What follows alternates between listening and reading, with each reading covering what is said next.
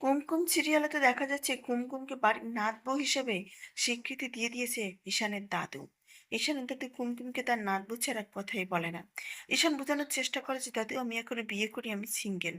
তার দাদু কোনো কিছুই বুঝতে চায় না। এদিকে কুমকুম যখন বাড়িতে চলে আসে, কুমকুমদের বাড়িতে সে বিয়ের নিমন্ত্রণ করে যায় ঈশান, তার বোনের বিয়ের জন্য কুমকুমের পরিবার সহ।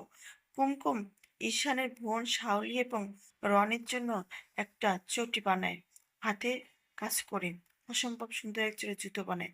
সেটা দেওয়ার জন্য যখন বেরিয়ে যাবে তখনই কুমকুমের শ্বশুরমশাই এসে বাধা দেয় যে আমার ছেলেটাকে খেয়েছিস, এখন আবার বড়লোকের ছেলের সাথে বলেই। তখনই কুমকুম বলে আমি হাত জোর করছি, আমি জুতোটা দিয়েই চলে আসবো। কুমকুম কি যেতে পারবে ঈশানদের বাড়ি পর্যন্ত?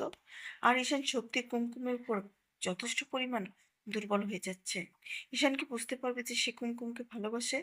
দেখতে হলে চোখ রাখতে হবে স্টার জলসায় কুমকুম।